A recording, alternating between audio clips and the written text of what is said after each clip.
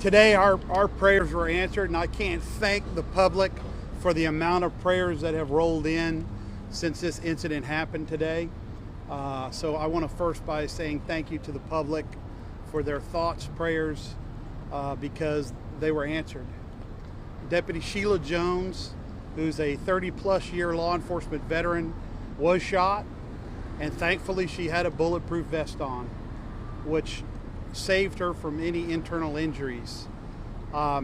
This was a disturbance, a weapons disturbance, right in our courthouse complex, where we have people that transact business and work every single day. And this could have really been a very bad situation. So law enforcement does what it does, and that means that we neutralize the threat very quickly. And the actual shooter was shot multiple times and is being treated at Memorial Hermann Hospital. Sheila Jones has been with our office and was a former Harris County Sheriff's Office major. She's in good spirits. She's being tended to by the best doctors in the country, and we're thankful for them. I'm also extremely thankful to our law enforcement partners that responded so quickly. You know, in law enforcement, it really is a family, and today was a true testament of that. Multiple agencies arrived on the scene when the shooting took place, and everybody responded very well, in sync with one another. Our district attorney has been not only at the hospital, was at the scene. I'm thankful for you, District Attorney Sean Tier, and all of our other law enforcement partners that have been here. This was a very bad situation. This is the second active shooter case. There was one at Florida State University just a couple of days ago. So we're seeing more and more of this, unfortunately, but law enforcement did its job. The individual's going to be, our suspect's going to be charged with aggravated assault on a peace officer. It's a felony. And, you know, I'm just happy to take your questions at this time. Can you walk us through what first alerted the deputies to this man, and what was he doing?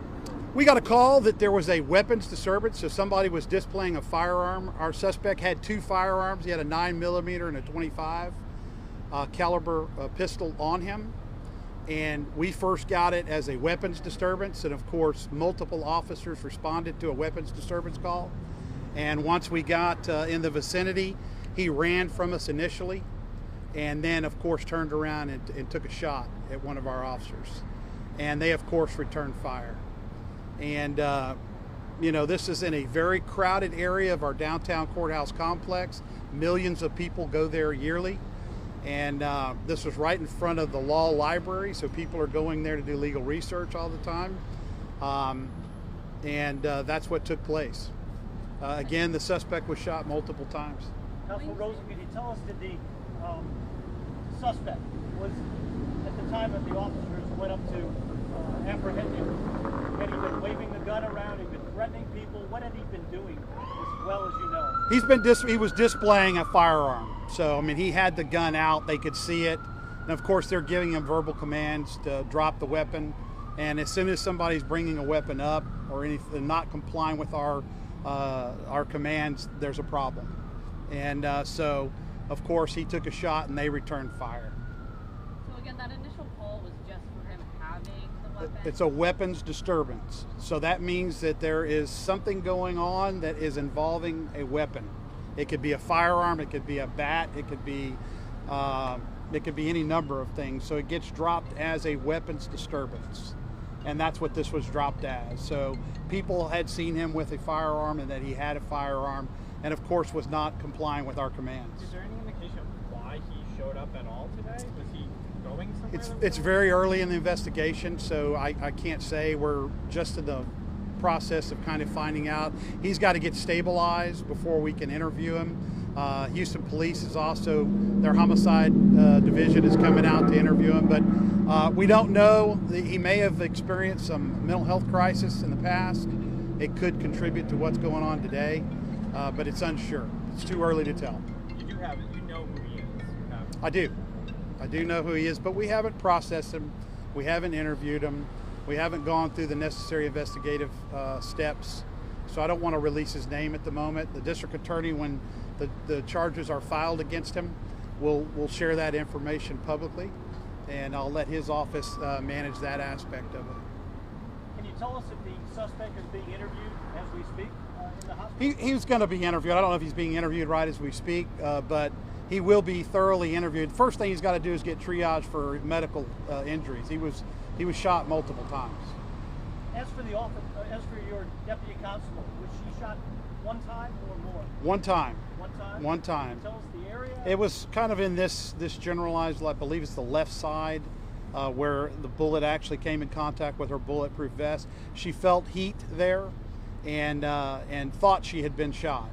And so, thankfully we did everything we could, and the first responders that responded did everything they could to ensure she got medical treatment right away. And her fellow deputy constables that were with her, any of them injured in any way in this whole thing? No, thank God. And again, anybody that's willing to shoot at a police officer is willing to certainly shoot at a citizen. So, I mean, these individuals were all in uniform. They all presented themselves obviously as police officers and were giving verbal commands to the suspect. And this is what we do every day. This is the job that we signed up for. And thankfully the public was safe after we neutralized the threat. And I just can't thank our law enforcement partners enough. I can't thank the DA enough. Everybody, our firefighters, everybody did an exceptional job of ensuring a bad situation turned out the way that it did. Constable, is that standard that all the deputy constables wear the bulletproof vest with the uniform? It is. It's a policy. If you're in a police uniform, although I was testifying at the Capitol in Austin today, so I'm not wearing one, but it is policy that officers are required to wear a bulletproof vest when they're in service and working. I think one initial report said she was shot in the back, so I want to be clear. She said it was in the front. I just spoke to her, and she said that it came over on the side, and she felt some heat, and wasn't sure if she had been shot or not. She said she felt pain on that side, and that's what was supposed to be.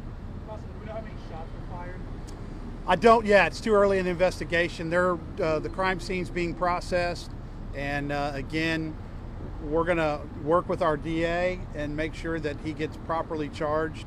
But of course, he's got to get stabilized first before we can go in and have homicide talk to him about what he was thinking and what he was doing. So it's premature for any of us to discuss any of the particulars about that. And how many law enforcement officers were involved? There's a total of 4 out of our office and 1 from the sheriff's office. And we're not sure how many shots they fired? No, not at the moment. Again, the scene is still being processed, and we want to do it thoroughly. We want to do it meticulously, and ensure that we get it right. That's most important. At least one law enforcement officer fired. Oh no, there's more, but we don't know yet. So there were multiple shots. I know our Yeah. investigators going inside buildings. I think we saw one go through glass. A bullet did pierce a building. So of course, we're going to do everything we can to ensure that the scene is secure, that the public is safe. We're going to do what our job requires us to do. So we would have certainly gone into buildings to ensure there wasn't any other suspects, there wasn't any other, anybody else connected to the shooter, and that's standard protocol. Alan, we know this woman is beloved by law enforcement, She is. her own family. You were upstairs in the room with her I was. just now. Yes. Can you tell us who was there? Were her children there? Her children, they come from a law enforcement family. Her son is with the sheriff's office. He's a deputy. I spoke to the family while I was traveling back. Everybody has been in good spirits and has had positive thoughts. And of course, I have our chaplain here who said some prayers in and around her bed. And it was a very warm, loving environment inside that hospital. She is beloved, and we're just so thankful that she's doing well, and she's recovering, and she's in good spirits. That was the best news I got on the way home. She's expected to be released tonight. I don't want to say when she's going to be released because I'm not sure. I hadn't spoken to her doctor, but I'm just so thankful. Anytime, it's the worst call I can get as a police administrator is one of your officers had been shot. And it's the worst. It's my nightmare. And so I'm just thankful that she's okay. She wasn't more seriously injured. That bulletproof vest obviously is the technology to thank And you know, we're just really happy. It's a good day for the way this worked out. And the suspect being shot, yeah, anytime a human being is shot, it's not a good thing, and that's the last thing law enforcement wants to do is engage somebody where they have to shoot them. It's the worst day for that officer, let me assure you. And you said no internal injuries? No internal injuries. Okay. No, ma'am. The suspect, is he expected to survive? He is, but there's going to be a lot of surgery he's going to have to go through. Now, can you give us just a more clear idea of what her job was?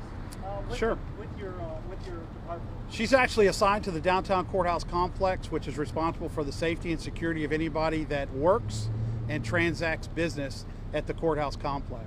So she's actually specifically to the law library and that whole 1019 Congress building. And she is a career law enforcement person. We love her. She's part of our law enforcement family. And I was actually shocked. And some of the officers that were involved, one of them's about to retire. So imagine that. You're at the end of your career and you get involved in a situation like this. So she just does a great job. She's a people person. She cares about the job that she does. She cares about protecting the public, which is why she was where she was, is responding to that call of a weapons disturbance, and she did it very, very well. I'm going to give our DA an opportunity to talk about maybe any of the charges or anything else. Sean, thank you so much for being here. Appreciate you, brother. I just want to echo Constable Rosen's sentiments about Deputy Jones. I have known her for most of my career. When she was a major and a captain in District 5 working traffic, I've made countless crash scenes with her. She's a staple, and it was no different today in the hospital. She is in great spirits, and just thank God she's okay. It really is a courthouse family, and her son is a bailiff in one of our district courts. I know the entire family, so this one was really close to home. And watching what I've seen so far from the investigation, she did what she always does. She runs toward the danger when others run away. She is the consummate hero. She saw a situation that could have been catastrophic. He was armed with multiple firearms, displaying them, and obviously willing to shoot. And because of her, we don't have a mass casualty event. Because of her. So just, she's a hero. She should be celebrated as such. So far, we have accepted aggravated assault on a peace officer for one individual. Deputy Jones is the complainant. As we go forward, and Constable Rosen talked about the length of investigation we're going to have to do on this scene. We're going to have to chart the weapons. We're going to have to do a lot of trajectory, but I anticipate filing additional aggravated assault of peace officers on this individual for every person that he put in danger in that vein. We've also accepted tentatively felon in possession of a firearm twice. The reason that we're not releasing his identification is because we're getting him stabilized. Then we're going to positively identify him, whereby we'll begin the process of filing the felon in possession of a firearm on him as well, because we want to make sure that the information and the person that we believe we have is that person. And if that's the case, then those charges will be added on as well. Each of the aggravated assault of peace officers carries up to life in prison. It's a first-degree felony.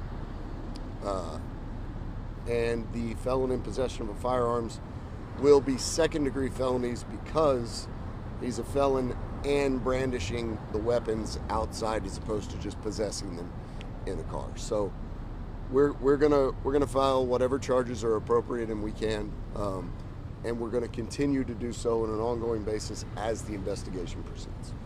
And at this moment, he's charged with not simply, but solely with aggravated assault on a peace officer.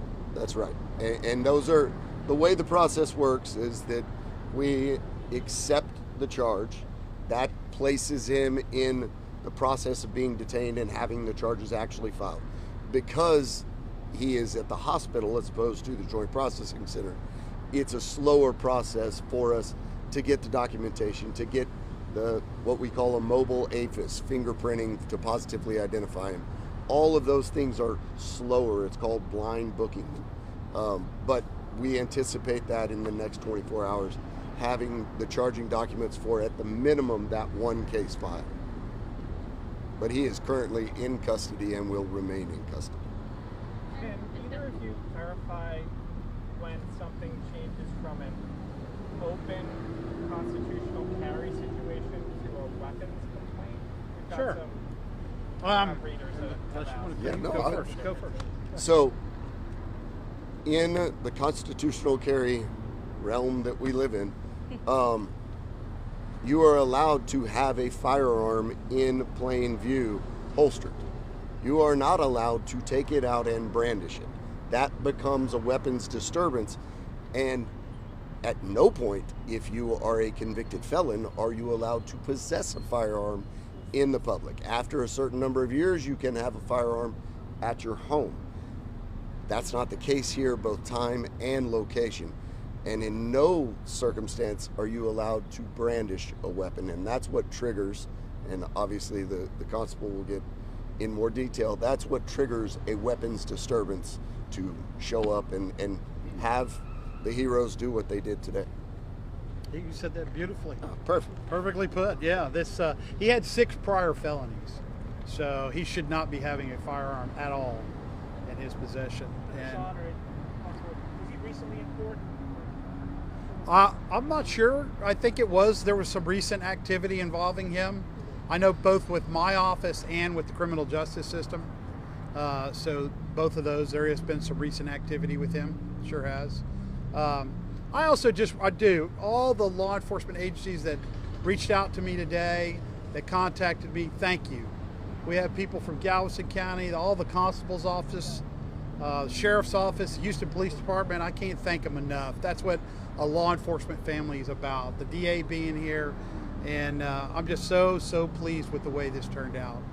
That she's okay, and she's going to be back at work sometime very soon. So, any other questions? She's an Army vet, correct? Yes. A mean Army vet. She's tough. She's tough as nails, I'm going to tell you. She really is. Thank you, Constable. Thank you. Appreciate Thank you, y'all. guys. Thank you. Thank you.